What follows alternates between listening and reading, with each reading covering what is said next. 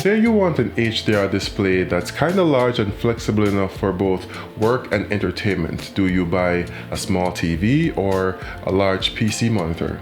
Well, the BenQ EW3280U HDRi monitor is one of the new HDR capable monitors that might be worth looking at. And this is a review. Stick around.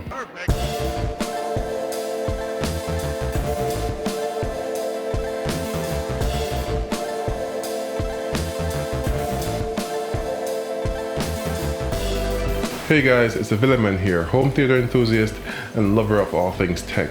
And on this channel, we review, demo, and compare the tech that entertains you. So if you're new to the channel or if you just haven't subscribed yet, then you should definitely hit the subscribe button and come along for the ride.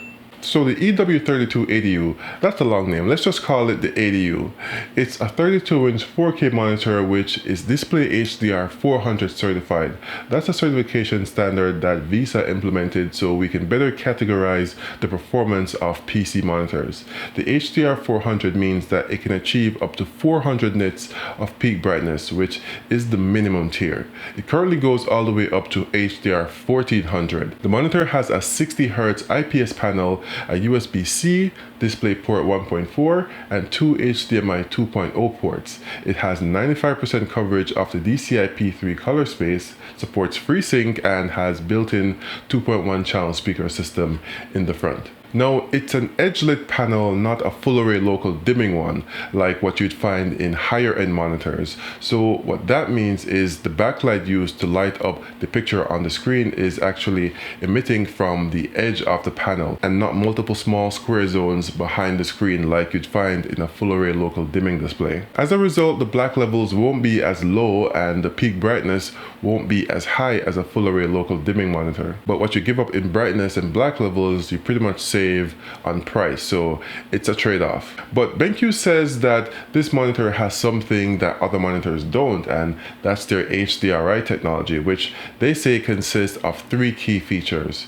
Intelligent control, which alters the brightness and color temperature based on the ambient lighting in your room. Stunning clarity, which is contrast enhancement that increases shadow and highlight detail. And finally, vivid color, which seeks to maintain a balanced color palette even with increased saturation. So how do these features translate to the real world performance? Well, in practice, I found that they had some interesting results for the most part, but mixed in others. Alright, so let's talk about the actual picture and performance. When there isn't an HDR source connected, the monitor allows you to emulate HDR if you choose to, and then you can use the HDRi features. With that, you can switch between any of the three HDR modes: Display HDR, which is a neutral HDR setting, Game HDRi, which is made for gaming, and Cinema HDRi, which is made for movies. Enabling any of the HDR modes will increase the overall brightness of the picture significantly. It also adds saturation to give the picture more of a pop over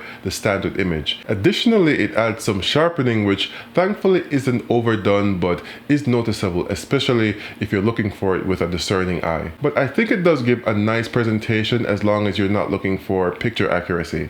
If you are, then the more neutral Display HDR mode is the one more suited for that. It isn't as punchy and the sharpening isn't as pronounced as the Cinema mode though.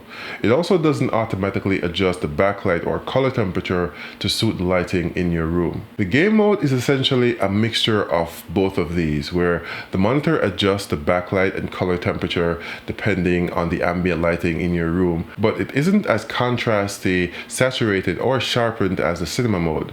It does lead to increased detail in the shadows when gaming. Again, you can enable or disable either HDRi picture mode whenever you want with the included remote. There are all of 6 color modes to choose from the dedicated Rec 709 mode to one for low blue light to one specifically made for MacBooks. And the 6th one is a custom user mode to calibrate or customize the picture how you like it. I had that mode saved with my calibrated settings. I have it connected to my dual booting Hackintosh with OS X Catalina and Windows 10, and when I want to make videos like this one, then I turn off all the HDR and HDR emulation. Both OS X and Windows recognizes the display display as HDR capable, so you can enable HDR in the settings if you choose to. HDR implementation in both of these OSs definitely have some room for improvement. In standard mode, the monitor is pretty accurate. My panel had a green bias, which was easily fixed with some calibration. Another thing to note about HDR content support on PC is,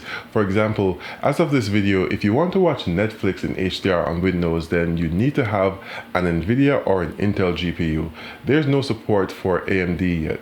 YouTube HDR is even worse. That doesn't work at all. Luckily, you can game in HDR as long as you have a powerful enough graphics card and the game supports it, of course. Or just enable HDR emulation with HDRi. It was the same in OS X. I couldn't get HDR working in either Netflix or Apple Movies. I chalk it up to my hardware and not the monitor though. Since the monitor has 2 HDMI ports, you can also connect multiple consoles simultaneously and it will automatically switch to the input receiving the signal. But if you have more than one device connected and active at the same time, then you'll have to switch between them manually using the remote. The screen has a matte finish with an anti-glare layer which does a good job of eliminating reflections, and since it's an IPS panel, it has pretty good horizontal off-axis viewing angles. Speaking of angles, the stand allows the monitor to tilt up and down, however it can't actually swivel or telescope to adjust the height.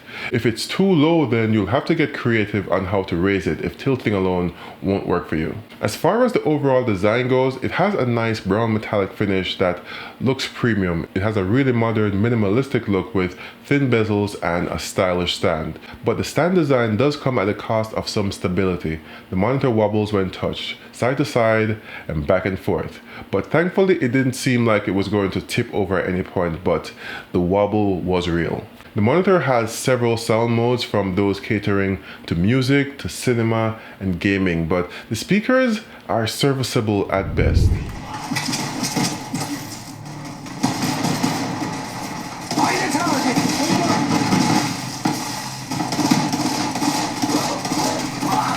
They will do in a pinch if you have no other options, but I would definitely recommend external speakers because they lack any sort of low-end frequency response and may distort when playing certain content too loudly.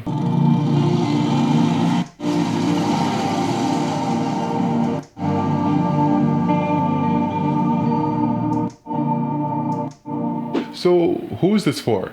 Well, I think this monitor is very consumer centric. So if you want a monitor where you can connect your PC and console and have a seamless experience with them both while also having the color accuracy to afford yourself some latitude to do some creative work also, then this is a great monitor to consider at a price which doesn't break the bank.